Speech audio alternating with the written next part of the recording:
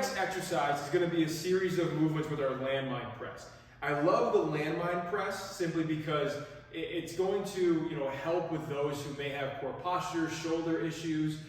Maybe you just don't like putting bars over your head, especially if you're an athlete.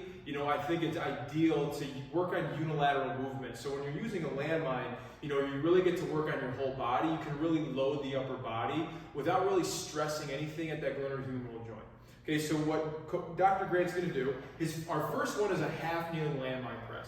So he can drop down. Let's drop down to the left knee, so everyone can see.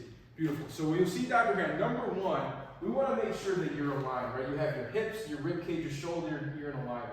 What we see a lot is we get this back knee really far back. So bring that knee really far back. Now if he's pressing like that, look at where all this stress is going to go, right? If he brings that weight down, all this stress is going to come right down to that low back. And now we're not really going to, attack the lower body how we want to, because what we see is when we have an athlete who has knee pain and they don't want to squat or do lower body movements, this is a great movement to really stress the lower body, because when we're performing this, we want Dr. Grant to feel this right knee in this right foot and quad, because that's going to help stabilize the pelvis.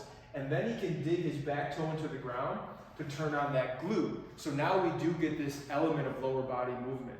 So Dr. Grant's going to grab that bar with his left hand, and we want that weight, so we want to move forward just a little bit. So we have that bar right here, because if it's any further forward, right, he may fold over, and that can stress his lower back too. So now when he presses, he's going to inhale and exhale. And then what we also like is as he presses, we want him to reach up. See that scap and that serratus right there? If we don't allow that muscle to move, right, you're going to be limited in any rotational power, whether you're an overhead volleyball player or a baseball player or even a golfer, because now you're trapping that thoracic spine. So he's going to inhale and then exhale, and we want him to control it going down. Good. And now he's going to be able to load it up. Now this is a hammer sleeve attachment. If you don't have one, right, you can still do this movement without it.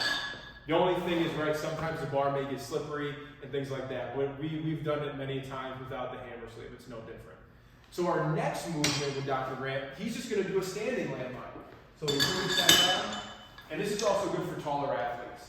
So he's going to bring his left foot back, and the same thing goes. We like to stagger the feet because it alleviates some of the stress on that low back. If we're someone that's like this and you're really anteriorly tilted, right, you may stress that low back.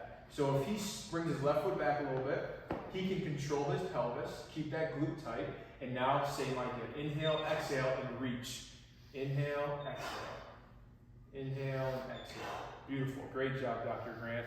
And now our next one, our last movement, is going to be our rotational landmine press. So we love these progressions because it ensures that your body can handle the stress and the load. So he's going to grab it with his left arm.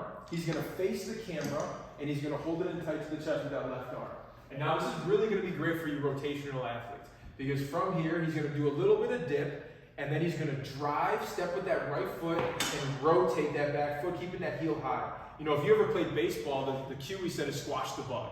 So same idea, because that's going to give him some good pop from that glute. And he's going to inhale down, and he's really going to pop on the way up.